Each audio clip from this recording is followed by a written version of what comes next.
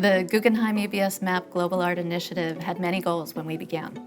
Among the most important was taking a reflective and honest look at our current collection and building a program that would help us present a more inclusive view of art history for generations to come.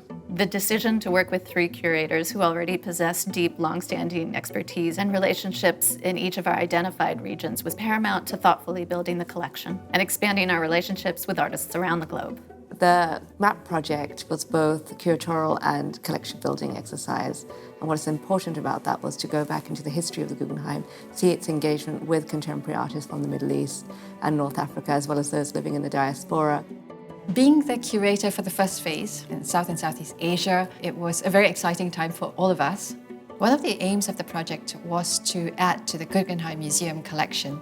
In the case of South and Southeast Asia, there weren't as many works in the collection, so possibilities were quite endless.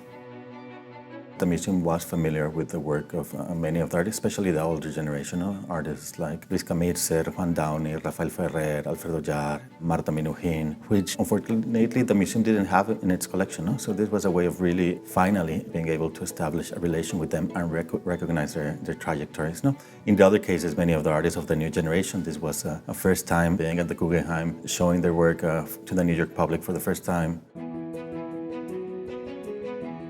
One of the strategies I employed within this project was to look at artists that may have not yet entered the collection, yet they have played a significant role in the Guggenheim's history. One example is that of Emily Jacir. She was a Hugo Boss Prize winner, and she was the only one not to be acquired by the institution. So through the MAP Acquisition Fund, I was able to bring her work into the collection. Her work entitled Where We Come From, a series of photographs with accompanying text in which Emily performed tasks on behalf of Palestinian citizens living outside of Palestine who were denied entry into their homeland. One of the artworks that we managed to acquire and include in this project was a work by Veni Ratana titled Bomb Ponds from 2009. It references 2.7 million tons of bombs that was dropped in Cambodia between 1964 and 1975. It's a work that references this historical moment, but also its narrative and its consequences and perhaps meanings for today.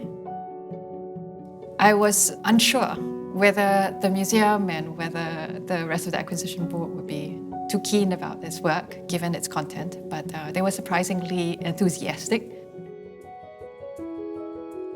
As the project traveled, it evolved. I think we did try to kind of customize it for local publics, and in a way, each one spoke differently to its own locality. We did reactivate Alfredo Jar, Logo for America, in New York, in Mexico City, and in Piccadilly Circus in London. We never knew that the political turmoil in which the world is now regarding borders, immigration, nationality, politics, and that work would really resonate.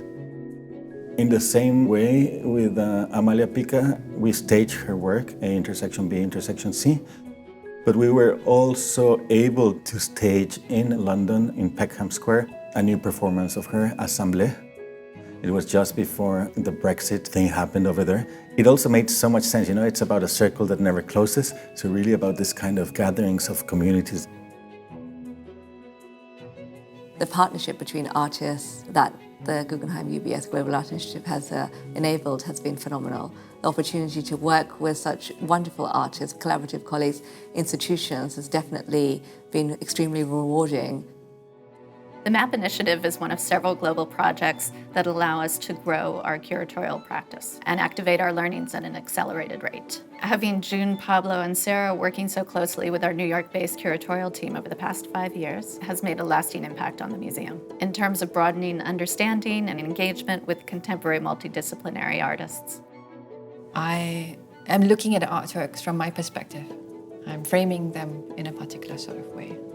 So for me, it would be quite exciting to see the artworks in new contexts. What happened if you showed one work coming from Latin America and Southeast Asia? Would it resonate? What would happen if you did vice versa? And I think there's lots of common points there, the histories of colonization. We hope that this redrawing of the map can continue. The works that have entered the collection will be in conversation with all of the other works in the collection. And curators on staff have already begun to use them in other types of exhibitions, and we've gotten loan requests. So they become really living entities within the collection that have the memory and the trace of the MAP project, but take on their own role.